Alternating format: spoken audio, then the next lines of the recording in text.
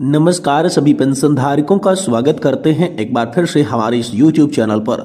दोस्तों इस वक्त की EPS 95 न्यूनतम पेंशन को लेकर बड़ी खबर आ रही है। जी हां दोस्तों, EPS 95 न्यूनतम पेंशन 7,500 पर दोस्तों बड़ा अपडेट आया है। साथ ही 7,500 के साथ साथ DA और मेडिकल पर दोस्तों गोवा में 24 तारीख को बड़ी बैठक होने जा रही है। नेशनल एजुकेशन कमेटी राष्ट्रीय संघर्ष समिति के नीमच मध्य प्रदेश के बैनर के तले ये ऐलान कर दिया जा चुका है। कमांडर अशोक जिरावत, वीरेंद्र सिंह जी राजावत और NSC के प्रतिनिधि मंडल ने 24 तारीख को गोवा के अंदर बड़ी सभा जो है 7,500 DA और मेडिकल को लेकर करने का ऐलान किया है। तो आखिरकार इसको लेकर क्या बड़ी खबर आप सभी के लिए आई है, इसके बारे में दोस्तों आज की इस वीडियो के अंदर बात करेंगे।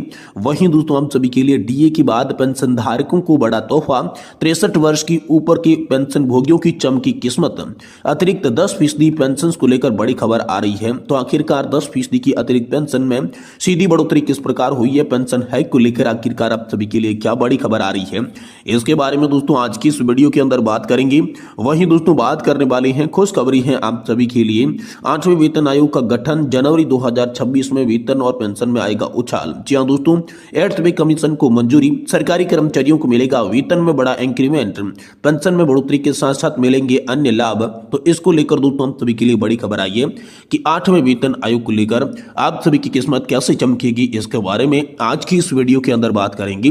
वहीं दोस्तों पेंशनर्स की पेंशन पर आप सभी के लिए बड़ी खबर निकल कर आ रही है, बंद हो जाएगी आपकी पेंशन, जारी हुई है नई गाइडलाइन। तो आखिरकार नई गाइडलाइन आपकी पेंशन को लेकर क्या जारी हुई है, किस तरीके से आपकी पेंशन बंद हो सकती है, इसको लेकर भी दोस्तों आज की इस वीडियो के अंदर बात करेंगे।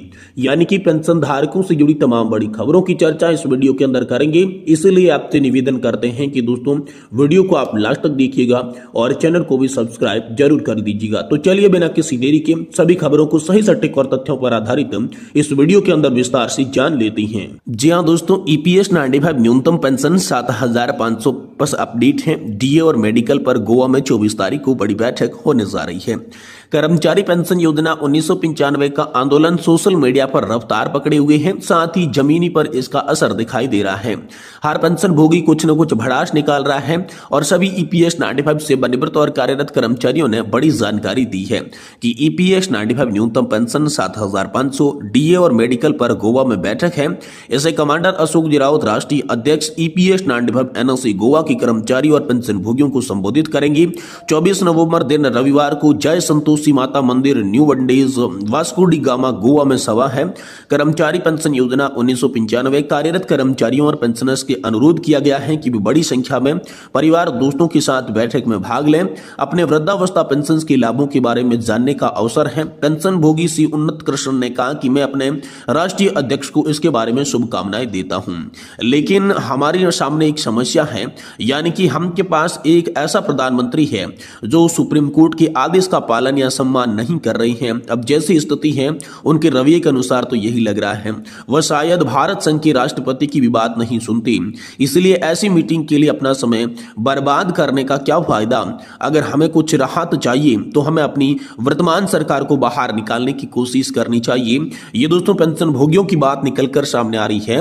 लेकिन EPS 95 न्यूनतम पेंशन 7,500 प्लस DA के साथ मेडिकल को लेकर NSC की बड़ी सभा गोवा के अंदर 24 तारीख को होने वाली है, जिसमें ज्यादा से ज्यादा संख्या में भाग लेने की अपील राष्ट्रीय संघर्ष समिति के मुख्य कमांडर अशोक जी रावत के द्वारा आप सभी के लिए की गई है। वहीं दोस्तों DA के बाद पेंशन धारकों को बड़ा तोहफा दिया जाएगा। 63 वर्ष के ऊपर की पेंशन भोगियों की किस्मत जो है वो चमकी है और अतिरिक्त 10% पेंशन का जो है वो फायदा देखने को मिलेगा। तो 10% की सीधी बढ़ोतरी हम सभी के पेंशन के अंदर कैसे होगी, चलिए इसके बारे में बात करते हैं।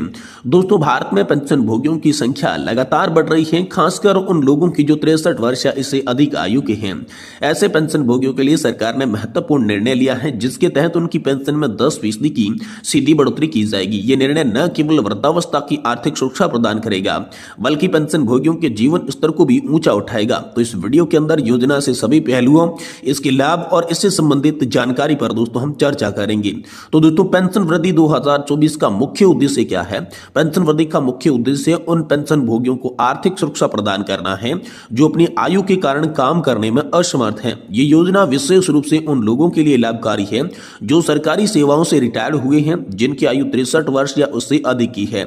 इस योजना के माध्यम से सरकार ने यह सुनिश्चित किया है कि वे पेंशन भोगियों के महंगाई के चलते होने वाली समस्याओं का सामना न करना पड़ेगा। तो दोस्तों, योजना के अवलोकन की बात करें तो इसके जो लाभार्थी बताए जा रहे हैं वो 63 वर्ष के ऊपर के पेंशन भोगी हैं और पेंशन में बढ़ोतरी की बात करें तो 10% की होने वाली है।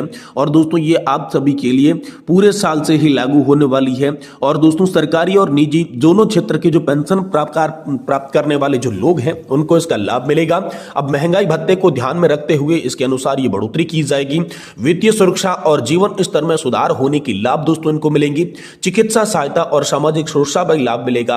और दोस्तों, इसकी बात करें तो ऑनलाइन और ऑफलाइन दोनों तरीकों से पंजीकरण प्रक्रिया इसके लिए शुरू कर दी जा चुकी है।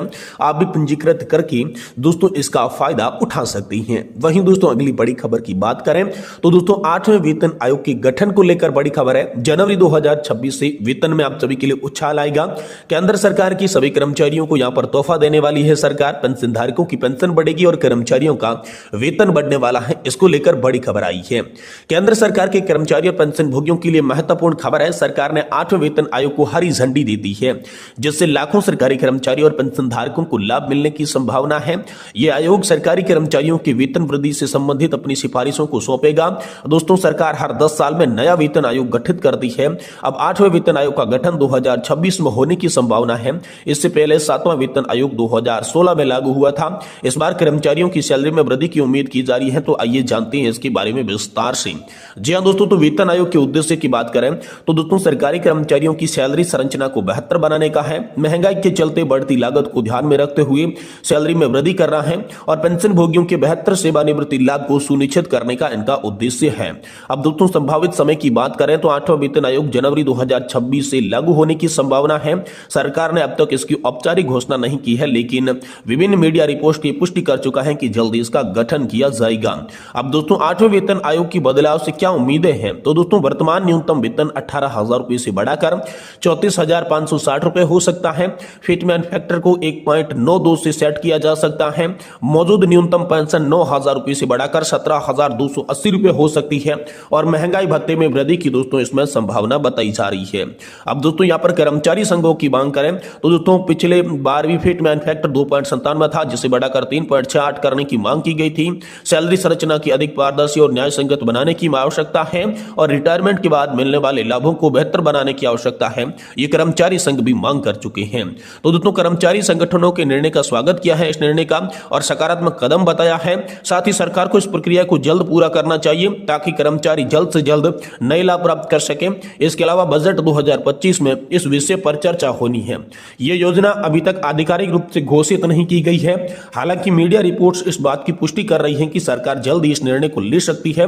इसलिए इसे वास्तविकता मानने से पहले आधिकारिक घोषणा का आप जो है वो इंतजार कर सकते हैं। वहीं दोस्तों, पेंशनर्स की पेंशन पर बड़ी खबर निकलकर सामने आई है। बंद हो जाएगी आपकी पेंशन, इसके लिए नई गाइडलाइन जारी की गई है। जब से सरकार ने नई pension scheme unified pension scheme लागू की है, तब से दोस्तों डिजिटल ठग एक्टिव हो गई है। पेंशन को लेकर फेस कॉल्स की भरमार हो गई है। यदि आपके पास भी ऐसा कोई कॉल आता है तो सावधान हो जाइए, क्योंकि आजकल पेंशनर्स और फैमिली पेंशन पाने वालों पर फोन कॉल्स ऐसे आ रही हैं। साथ ही उनके खाते की जानकारी में दबाव बनाया जा रहा है। कॉलर पीपीयू नंबर, जन्मतिथि, बैंक अकाउंट की जानकारी मांग रही है। साथ ही सरकार ने कहा है कि किसी को भी अपनी निजी जानकारी यहां पर जो है वो शेयर नहीं करें। और जिसमें बताया गया है कि फ्रॉड कॉल करने वाले लोग पेंशनर्स की व्हाट्सएप, ईमेल और एसएमएस के जरिए फॉर्म भेजते हैं और उन्हें भरने के लिए कहते हैं। तो इसके साथ धमकी भी दी जाती है कि अगर वो ऐसे फॉर्म नहीं भरते हैं तो अगले महीने से उसकी पेंशन बंद हो जाएगी। इसलिए इसके झांसे में बिल्कुल भी नहीं आए और यहां पर जो है अपने पेंशन से संबंधित कोई भी जानकारी जो है किसी के साथ कॉल या फिर ईमेल या फिर व्हाट्सएप के माध्यम से शेयर नहीं करें। ये बड़ी गाइडलाइन दोस्तों आप सभी के लिए जारी कर दी जा चुकी है।